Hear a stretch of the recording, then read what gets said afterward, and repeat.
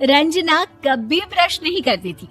उसे कितनी बार उसके माँ बाप ने डांटा, लेकिन उसका कोई असर उस पर होता ही नहीं था, जिस कारण से उसके दांत पीले पीले हो जाते हैं। शादी के बाद अरे बहू, वैसे तो तुझ में कोई कमी नहीं है, पर तेरे दांत इतने पीले कैसे हैं बेटा? कैसे मतलब?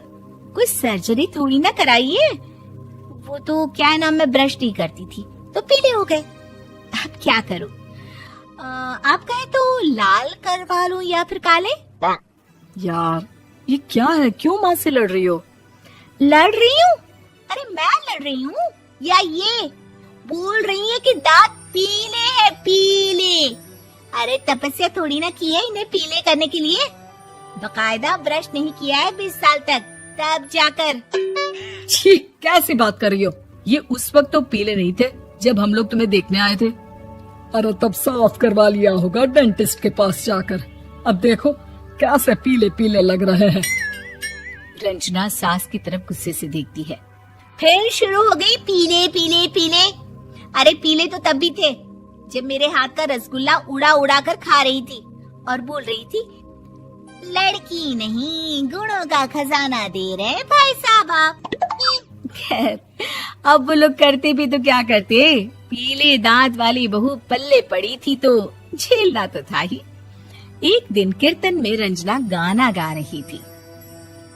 अरे कमला बहन, माँ का द्वार है, यहाँ तो सब शुद्ध होकर आते हैं, फिर अपनी बहू को ब्रश भी नहीं करवाती तुम। दूर से पीले पीले दांत भक्ति में बाधा उत्पन्न कर रहे हैं। अरे कोई 2 साल के बच्ची थोड़ी ना लेकर आई हूँ मैं बहू बनाकर।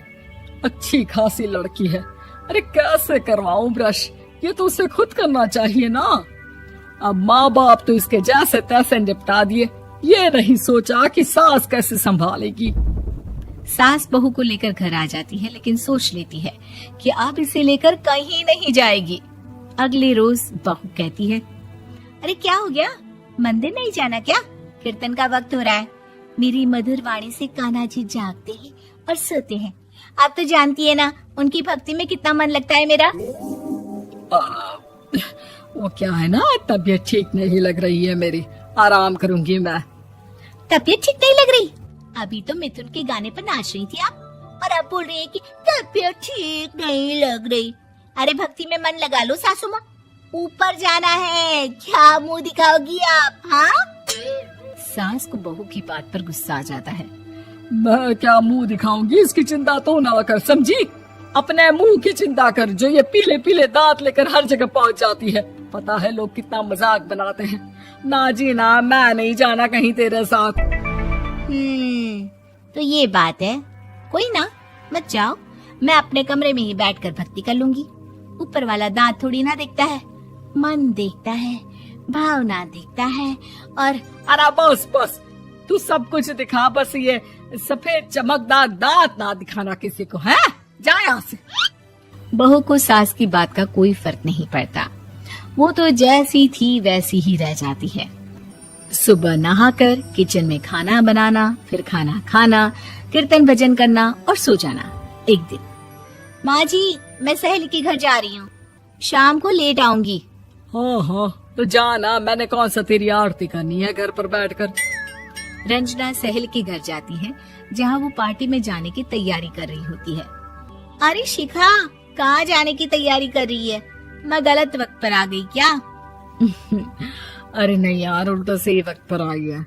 मैंने ये साड़ी और ज्वेलरी निकाली है यार, शाम को इनके ऑफिस की एक पार्टी में जाना है।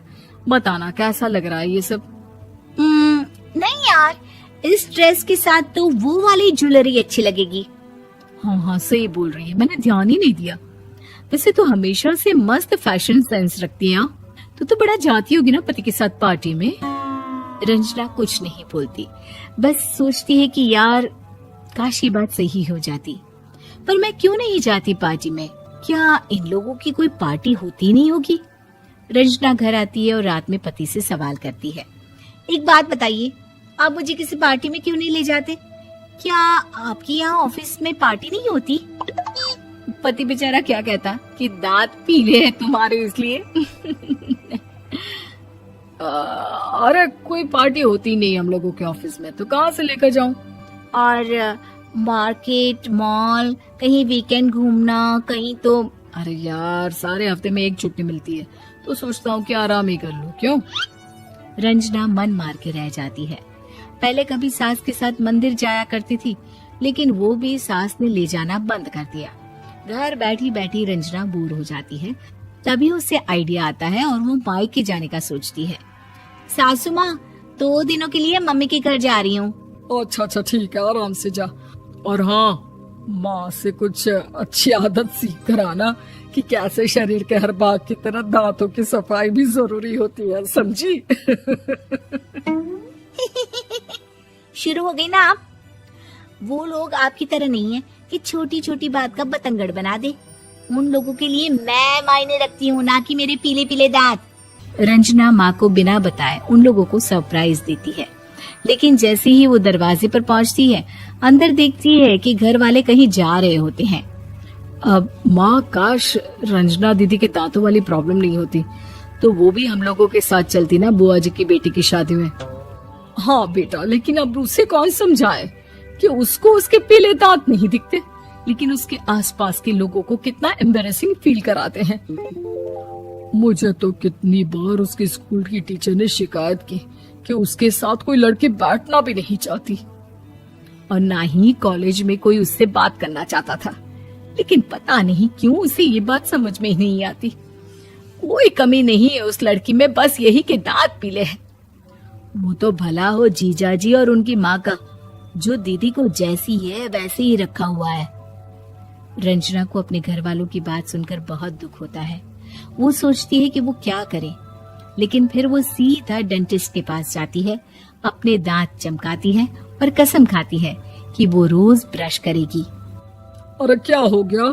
तुम तो 2 दिनों के लिए गई थी ना, पर कोई ना, अच्छा है, चलो आ गई तो। रंजना सास के सामने आकर खड़ी हो जाती है और पूरी स्माइल करती है, उसके चमकदार दांतों को दिखाती हुई। हैं? चले मंदिर?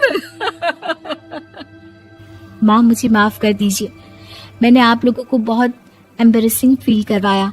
मैं आज से रोज ब्रश करूंगी।